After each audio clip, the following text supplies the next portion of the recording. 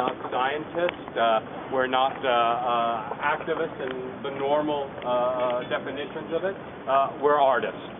And we work at the levels of creating artwork that uses new technologies, that expands new spaces of cultural spheres and dialogue, and that indeed, like all good artwork, it disturbs. And it takes the measure of power on various levels, right? And so what we're here today about is one particular aesthetic gesture that I've been a part of since the 80s, and that is the question of electronic civil disobedience and other unpopular ideas. And the practice has been in development since the, beginning of 1998, and it was specifically related to the emergence of the Zapatistas.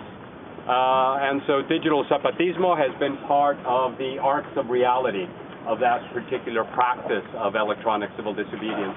And so part of the issue is that we like to say art is not a crime, online protest is not a crime, and online protest is art.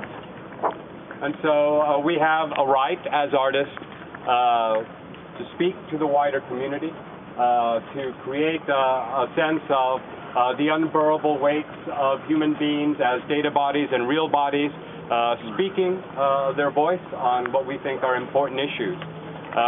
Another art project that is at play is the Transporter Immigrant Tool, which is a poetic device that allows one to find aesthetic sustenance and to locate water in the specific mode that is left by NGOs and human rights groups along the Mexican-U.S. border. And, of course, I'm part of a wide coalition of faculty, students, artists who are concerned about the so-called crisis of the university. And our response is not only to say, ya basta, but to say that we can reimagine another university, that another university is possible, one in which we can have queer technologies of investigation, one in which we can have feminist technologies of investigation, one in which we can have class-based technologies of investigation, one in which we can have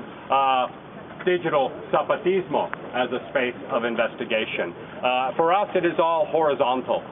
The rights of women, the rights of a queer community, the rights of the Latino community, Latina community, and the rights of class, right? Those who have no voice in this wider crisis. And it is those communities that are hardest hit.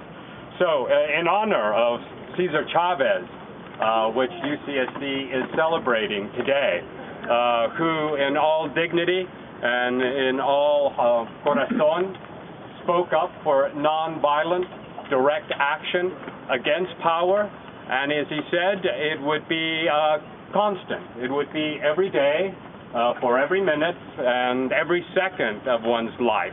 And always to be aware that power is paid to stop that system. So we have to be tenacious. We have to be willing to be long-term. We have to be willing not to give up. And this is one of those moments in which art has a particular voice in that tradition.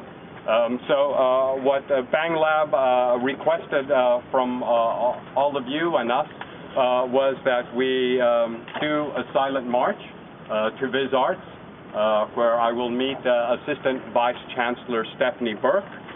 It's the initiation of an investigation specific to the virtual sit-in of March 4th, which was done in solidarity with the community here, and reflected all the concerns of those communities. It was done in a transparent manner. It was done in an ineffective way. As hackers have said, a virtual sit-in since 1998, it's like being pecked to death by ducklings. But it is a lot of beautiful ducklings, and it's enough to create a disturbance. From what I understand and from what I negotiated, the meeting is supposed to last an hour, right? There is an agenda. My chair will sit, but he has no voice. He cannot speak, right? So the question that I have to ask all of you is, there is a legal body that says do not speak, to be silent before them, right? Until I have a legal squadron with me at all times.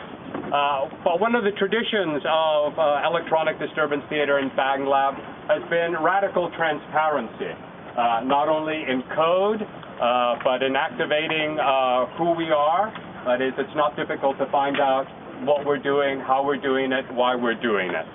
And so I guess what I want of the community is to just give me a sense of whether I should go in and enact a radical transparency in an intelligent way, whether I should say no thank you, perhaps we can converse some other day, or just not show up, right? So those are several choices. I'm at multiple hearts about it. So I'm just going to do a quick democracy. And raise your hands if, or because you can't speak, obviously. Should I go to this meeting today? Should I speak at this meeting today? I would like to speak against it. One against. I'm the Fred Lonadier, President of the University Council AFT. Should we need to move beyond the Senate procedures and protections that this man has, the University Council would be a little nervous about anything that was be said then without legal representation. It might give us extra burdens to bear if we need to go to court. If they're going to be so stupid as to go that far, we want to walk in there as armed as we can and have him the best choice. And it's very significant what can be recorded in these meetings and used against him, which is why people get read their rights. Anything can and will be used against you. So I'd say if you do speak, be very judicious, stay to the art side and the academic side of your responses. That's my counsel. Let the muse speak. Let the poet come out. Absolutely. Can we all come into the room as witnesses? That was another possibility. I could enter, and we discussed that earlier, is that I could request that the meeting be held with all of you surrounding us. Open. Out in the outside. Yeah. And if it's not an open meeting, then no meeting. Then no talk. Open meeting or no meeting? Open meeting or no meeting. Vote for a full open meeting. What I will request is, when I go, that it be a full open meeting, that they will bring out chairs, and then all of you can watch. We don't need chairs. Yeah, no chairs. Okay. We don't need chairs. We're fine. Don't put any conditions. Okay. Well, Just be present. yeah, and so if they say, no way, Jose, Which is what they'll say. then We'll leave then. that will be the end of the meeting. Is that right? Yeah.